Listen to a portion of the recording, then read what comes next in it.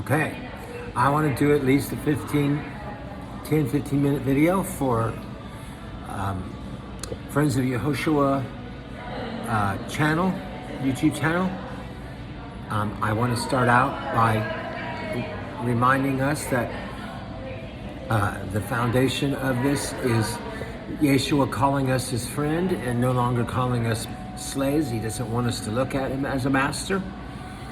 I know when you read the smaller letters that the canonized version of the Bible, a lot of those letters refer to Yeshua as master, and I would suggest to you that that word master really would be better translated as sovereign. And there's a difference. I can look at my Messiah as a sovereign, absolute, all authority has been given to him, but yet he's telling me before he ascends that he doesn't call me a slave and that I'm not supposed to refer to him as a master.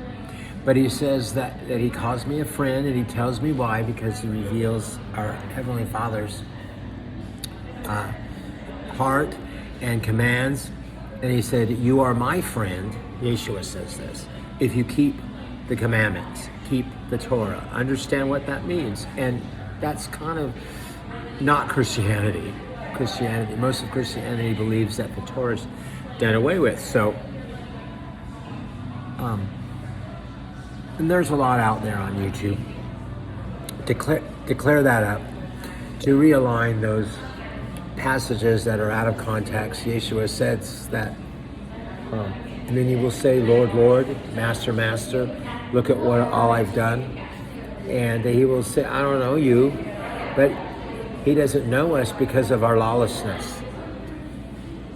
And John 3:16 through 21 is one of my favorite passages. It references, this is the judgment, that the light has come.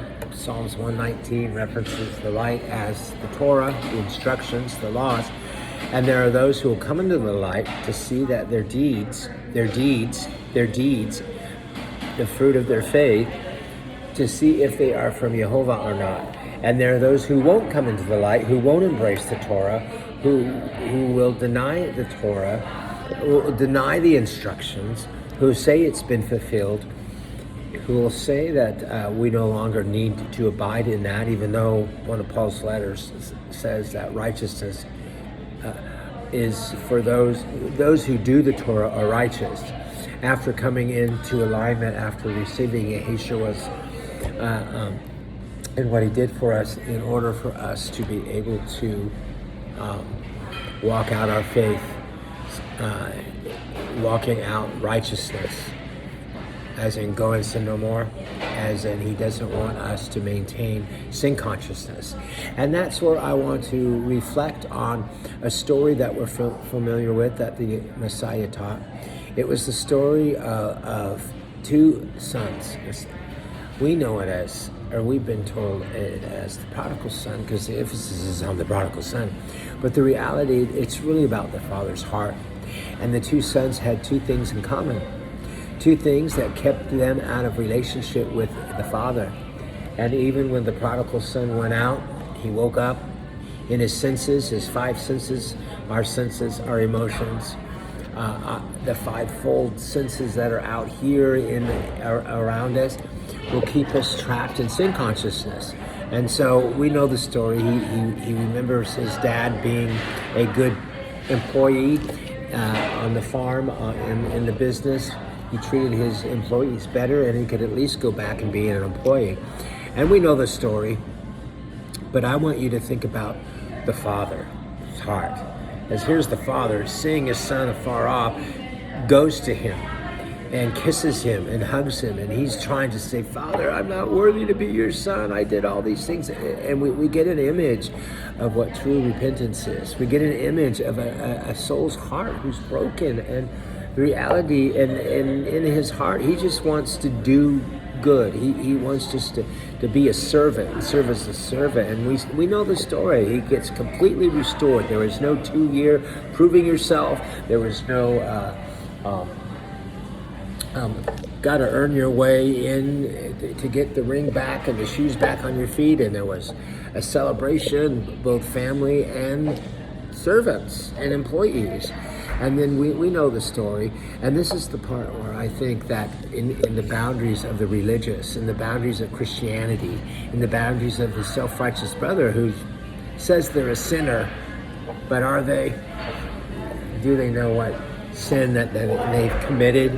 Because it's the act of sin that we're redeemed from. It's the deeds that we're cleansed from, the unrighteous deeds. The violation of being under the law is not obeying the law. And so he goes out, and the oldest son comes to another servant. He doesn't even come to the father and ask what's going on. And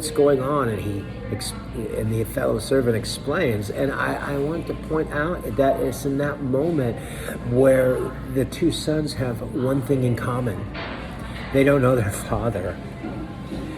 And those who throw out people from their fellowships or give no room for grace or indifferences, who make up excuses and take it out on not just the person, but the word that they're bringing, Yeshua says they don't know the Father and they don't know me. So there's all kinds of other identity markers to help me know if I'm being and walking in the Father's heart. I'm his son, redeemed. I'm a friend of Yeshua. I keep all applicable instructions as the fruit of my faith in grace and what he did for us and renewing or making new a covenant that I can step back into relationship as a son to his father. And so we see the father going out. How many men have the Father's heart that are going out to the religious people and saying, hey, look, we're not called to stay sin conscious or to keep others sin conscious. I think that's the perverted gospel. I think this parable helps me stay in alignment of what gospel am I preaching? We're always a sinner and we sin every day. And that's a lie from the pit of hell. That's not the gospel of the kingdom that Yeshua said we're supposed to go out and teach others as he taught in keeping those instructions. And so he's talking to the oldest son. And I want us to look at that in our own hearts, especially in the area that I live in. There's so many who think they're sinners, but can't name their sin based on the definition of sin, which is lawlessness. And the father's saying, we're not going to say sin conscious of your brother, because the older brother is pegging the deeds of unrighteousness that his younger brother did. Prostitution. He gave all of he spent all of his inheritance on prostitution, and prostitution kind of covers the whole package of idolatry, frivolous living, and that prostitution would have included same-sex. I just wanted to throw that in there, especially in the state of the culture that we're in now. And so the father's defending his youngest son, and I think that's what's lacking. My defense for those who are broken and coming back in is to remind them that they're no longer, as I think even Paul references we're some of you, that we're not supposed to stay sin conscious. We're supposed to stay righteous conscious. We're supposed to rise up and walk out, and the deeds that we do are those deeds that represent and that are found in the covenant. And in simple form, it's the commandments and the renewal that Yeshua brought when he upheld the laws regarding who he was as a prophet, who he was as the lamb, who he was as a high priest, who he was as a teacher, as an apostle. The whole package was there. We can find him fulfilling those requirements, those commandments, those principles and precepts that allowed him to be who he was in his humanity. And remember, if we're looking at Yeshua as God, while he walked the earth, that he upheld all those because he was God, then we need to think about what John was trying to tell us when he said, if you can't speak or testify of who he is in his humanity, then the Antichrist is in you.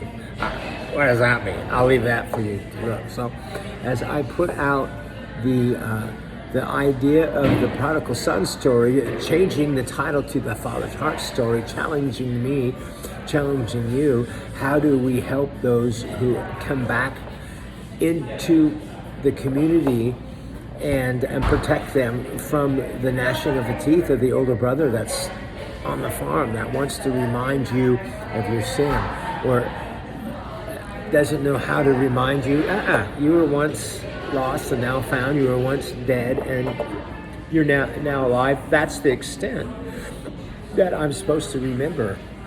And as my father, as Yeshua was the father, because I love referring back to the adulterous woman that the religious leaders brought into the courtroom, into the open area to test Yeshua, because that's how you know there's a true prophet in the room, is how they're going to respond to the law. Because one of the things the prophet of Jehovah is supposed to do is restore us back to obedience to those conditions of the covenant, which is the law that Moses gave. By the way, it wasn't Moses' law, it was Jehovah's law, and it wasn't just for the people coming out of Egypt, it was anyone who was going to name his name. And so and Yeshua drew that line, and he said, "You without sin, cast the first stone." Oh, if we only understood from a Torah perspective what he was telling them regarding casting the first stone. Maybe that'll be for another video. It's almost 12 minutes there, and I want to wrap this up. I don't want to go more than 15 minutes on these videos. So I just put that out there for you. If you are a believer cycling through your sin, I would suggest to you, you got preached the wrong gospel. And that there's a place that we can come to embrace being filled with the Ruach HaKadosh, the set-apart Spirit. He puts His laws, His commands, His precepts in us. He doesn't impute it to us.